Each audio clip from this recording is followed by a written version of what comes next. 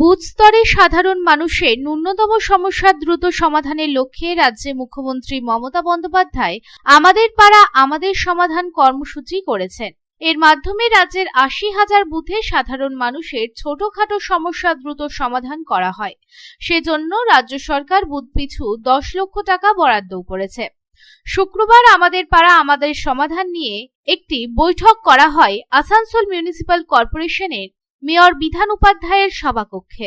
এদিনের এই মিটিংয়ে উপস্থিত ছিলেন মেয়র বিধান উপাধ্যায়, আসানসোল পৌর নিগমের নবনিযুক্ত কমিশনার আইএএস একামজেত সিং, বড় চেয়ারম্যান সহ অন্যান্য বিশিষ্ট ব্যক্তিবর্গ।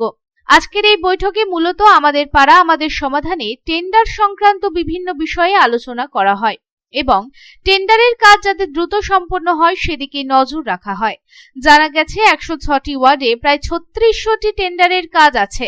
এর মাধ্যমে কিভাবে দ্রুত কাজ ত্বরান্বিত করা যায় তাই আজকের এই বৈঠকে আলোচনা করা হলো।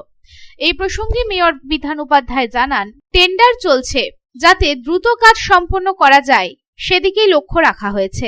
যেখানে টেন্ডারের অসুবিধা আছে সেখানে কাজ যাতে ঠিকঠাক হয়। প্রায় ৩৬০০টা টেন্ডার কাজ আছে ১০৬টি ওয়ার্ডে।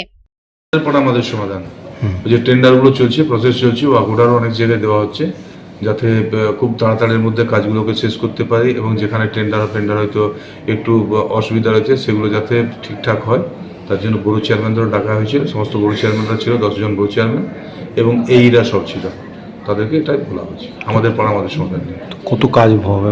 প্রায় ৩৬০০ মতো কাজ আছে। কোন কোন এলাকাতে? সব তো পুরো ১০৬ ওয়ার্ড। ১০৬ ওয়ার্ডে ৩৬০০ কাজ আছে। প্রায় ৩১০০ মতো টেন্ডার হয়েছে, সব টেন্ডারে চলছে।